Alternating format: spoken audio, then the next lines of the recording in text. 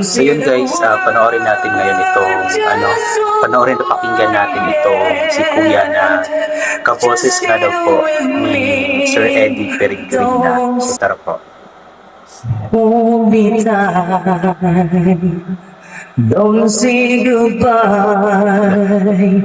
I want to be Kaboses ka. with you tonight. Don't say the word, just hold my hand. Just stay with me, don't say goodbye. I love you, Tom. Kaboses nga niya si Sir Eddie. Don't you know this heart of mine just beats for you. You'll always be the only one until I die. Don't say goodbye. When you're with me, I'm not afraid to face the world. Grabe, ang galing niya. Hold me tight, don't say goodbye. I want to be with you tonight. Don't say the word, just hold my hand. Wala akong ibang masabi guys, kaboses niya si Sir Eddie Peregrina. Don't say goodbye.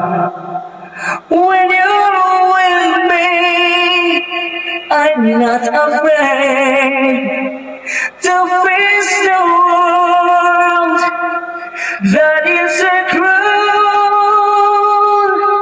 Hold me tight, don't say goodbye. Napakataas rin ang kanyang boses, no? I want to be with you tonight. Don't say the word, just hold my hand. Just stay with me, don't say goodbye. Just stay with me, don't say goodbye.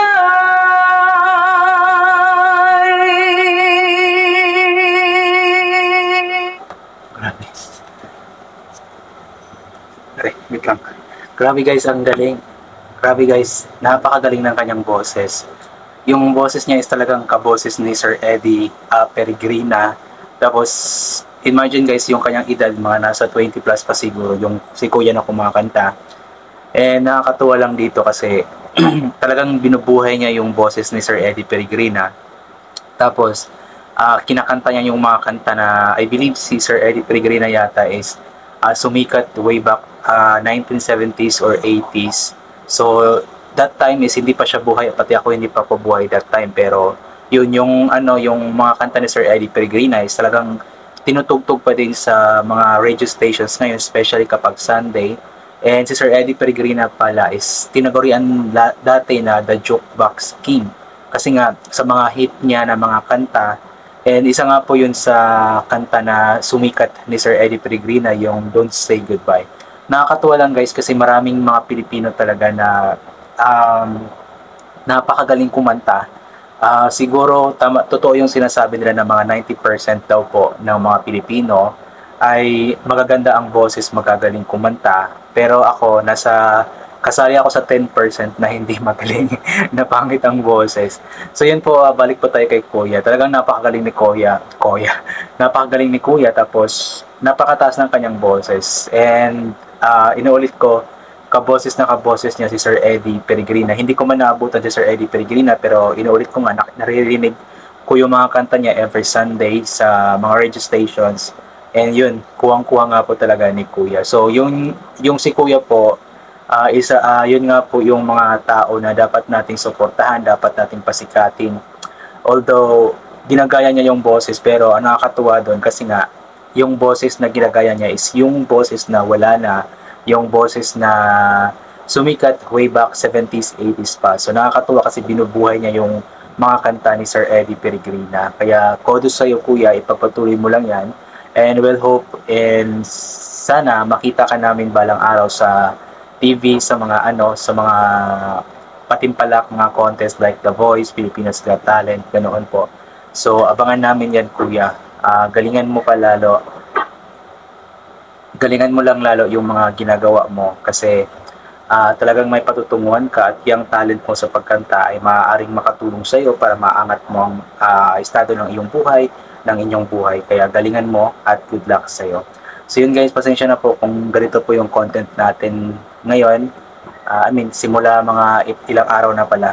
Pasensya na kung ganito yung mga contents natin kasi wala tayong ibang mga contents, so yung mga talents or mga talented na mga Pilipino lamang ang ating content. So sana supportahan nyo pa din yung mga contents ko kahit na ganito man, kahit walang kwenta. Ayan, pinopost ko din po ito sa Facebook, hindi lang sa YouTube. Sa Facebook, mas focus ako last time. Kaso nga lang, nagkaroon ako ng problema sa Facebook. Not recommendable yung mga uploads ko kasi nga hindi ko ginawa ng reaction video. Ang ginawa ko is re-upload lamang. Which is alam ko naman na bawal yun. Hindi ko alam na madali pala talaga. Especially meron po akong 2 trending na videos. So, yun po yung dahilan kaya nag-not recommendable kasi nga na-detect ni Meta or ni Facebook. But ito naman sa YouTube, ang ginagawa ko is tinatanggal ko yung ginagawin ko na reaction video tapos tinatanggal ko yung music mismo, yung background music mismo ng kanta. Nang sa ganun is hindi siya ma-detect as copyright. Yun po yung ginagawa ko. So ang ginagawa ko dito is dalawang edit.